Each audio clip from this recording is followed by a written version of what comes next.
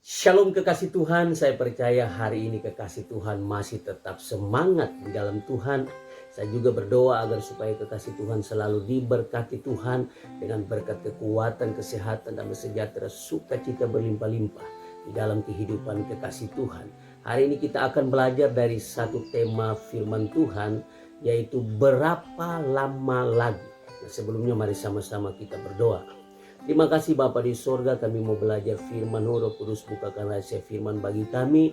Dan biarlah firman yang kami pelajari menjadi kekuatan dan berkat dalam kehidupan kami. Di dalam nama Tuhan Yesus kami berdoa dan mengucap syukur. Haleluya. Amin.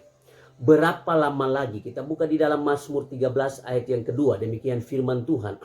Berapa lama lagi Tuhan kau lupakan aku terus menerus? Berapa lama lagi kau sembunyikan wajahmu terhadap aku? Nah kekasih Tuhan, inilah ayat ini menunjukkan keluhan Raja Daud kepada Tuhan. Berapa lama lagi? Nah kekasih Tuhan, keluhan yang sama seringkali dilakukan oleh kita orang-orang percaya. Kalau mau jujur kekasih Tuhan, kita ini lebih banyak mengeluh kepada Tuhan daripada bersyukur. Kalau mau jujur, lebih banyak mengeluh, lebih banyak membawa masalah-masalah kita dengan keluhan, dengan kadang bersungut-sungut dan sebagainya. Nah itu yang sering kali terjadi dalam kehidupan kita. Nah kekasih Tuhan, dari ayat di atas ada dua hal yang perlu kita pelajari. Daud mengajarkan kita dua hal melalui ayat di atas. Nah yang pertama kekasih Tuhan, Daud mengajarkan kita tentang kesabaran. Nah kekasih Tuhan, orang yang sabar dalam hidupnya akan membuahkan hasil yang manis. Saya percaya itu kekasih Tuhan. Saya sangat percaya bahwa tidak ada keberhasilan yang tidak butuh yang namanya kesabaran. Karena keberhasilan itu butuh yang namanya proses dalam setiap keberhasilan yang akan kita capai. Untuk mencapai keberhasilan ada proses-proses yang harus kita lewati. Nah kekasih Tuhan, dalam menjalani proses menuju keberhasilan ada banyak tantangan dan rintangan yang harus kita lewati. Karena itu kita harus sabar, sabar dan sabar. Hanya sabar yang bisa kita lakukan kekasih Tuhan. Kalau mau supaya kita bisa melewati setiap proses dalam hidup ini untuk menuju keberhasilan dalam kehidupan kita, maka kita butuh yang namanya kesabaran. Sabar, sabar dan sabar. Kita harus banyak sabar di dalam kehidupan kita. Karena ada banyak tantangan, rintangan yang harus kita lewati untuk mencapai keberhasilan di dalam kehidupan kita. Nah kekasih Tuhan, segala sesuatu yang kita jalani di dunia ini butuh yang namanya kesabaran. Apapun itu, dalam keluarga, dalam bisnis, dalam menjalani apapun dalam hidup kita ini, kita butuh yang namanya kesabaran. Nah kekasih Tuhan, orang yang sabar dalam menghadapi persoalan-persoalan hidup, dia akan melihat pertolongan Tuhan. Dan saya percaya itu kekasih Tuhan. Kadang Tuhan menunda-nunda waktu untuk menolong kita. Karena dia mau melihat kita apakah kita sabar atau tidak. Oleh sebab itu kekasih Tuhan, mari kita menjalani kehidupan ini. Ada banyak persoalan-persoalan yang harus kita lewati. Oleh sebab itu kita harus sabar. Kita harus sabar menghadapi, melewati setiap persoalan-persoalan pergumulan dalam hidup ini. Kalau kita sabar, maka kita akan melihat pertolongan Tuhan terjadi dalam kehidupan kita. Nah yang kedua, Daud mau mengajarkan kita dari ayat yang tadi kita baca. Daud mau mengajarkan kita agar supaya jangan pesimis. Nah kekasih Tuhan, jangan pesimis. Nah pilih mana kekasih Tuhan? Optimis atau pesimis dalam kehidupan kita, dalam menjalani hidup kita? Pilih yang mana? Optimis atau pesimis? Nah kekasih Tuhan, dalam ayat yang tadi kita baca di atas, Daud mau mengajarkan kita supaya jadilah orang yang optimis, bukan pesimis. Jadilah orang yang optimis di dalam kehidupan, di dalam menjalani kehidupan ini. Jadilah orang yang optimis. Itu yang Daud mau tekankan. Daud mau mengajarkan kepada kita.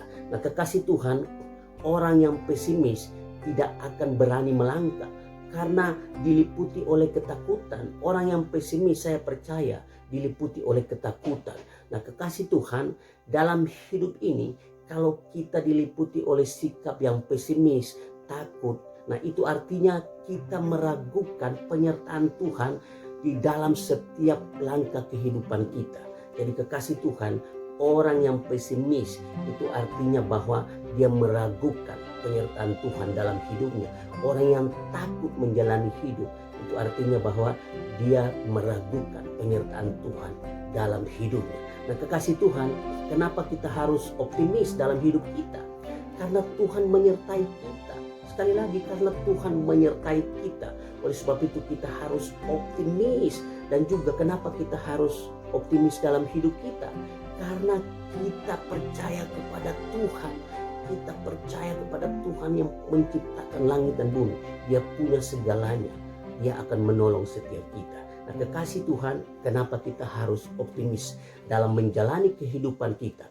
Karena kita percaya kepada Tuhan, dan pasti kalau kita percaya kepada Tuhan, maka Tuhan akan menyertai seluruh kehidupan kita di dunia ini. Nah, kekasih Tuhan, jadilah orang yang optimis di dalam menjalani kehidupan kita. Nah, kekasih Tuhan, Mazmur 13 ayat yang ke-6, katakan begini, tetapi aku kepada kasih setiamu aku percaya, hatiku bersorak-sorak karena penyelamatanmu.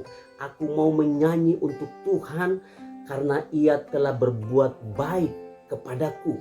Nah, kekasih Tuhan, ayat ini menunjukkan bahwa pada akhirnya Daud percaya dan bersuka cita kepada Tuhan karena penyertaan Tuhan kepada Daud sangat terbukti. Daud orangnya sabar dalam kehidupan dan dia adalah orang yang optimis dalam hidupnya. Nah, kekasih Tuhan, apapun persoalan hidup yang sekarang ini kita hadapi, ataupun mungkin yang akan kita hadapi di depan sana, kita harus jadi orang yang sabar dan optimis dalam menjalani semua itu. Dalam menjalani kehidupan kita, kita harus sabar dan optimis dalam menjalani kehidupan kita hari demi hari. Karena waktu Tuhan pasti yang terbaik. Kita semua percaya bahwa hari ini mungkin Tuhan belum menolong kita. Itu bukan berarti Tuhan tidak menolong kita. Tetapi waktu Tuhan pasti yang terbaik. Ada satu pujian mengatakan, waktu Tuhan pasti yang terbaik. Kita harus mengamini lagu ini, kekasih Tuhan. Apapun persoalan yang kita hadapi, kita harus sabar dan optimis menjalani semuanya itu. Waktu Tuhan pasti yang terbaik. Ada Tuhan yang akan menyertai kita. Tuhan pasti memberikan yang terbaik bagi kita. Nah, kekasih Tuhan, mari kita percaya kepada Tuhan, sabar dan optimis, maka kita akan melihat pertolongan Tuhan nyata dalam perjalanan hidup kita. Kita akan menjadi orang-orang yang berhasil di dalam kehidupan kita. Demikian firman Tuhan hari ini. Tuhan Yesus memberkati kita semua.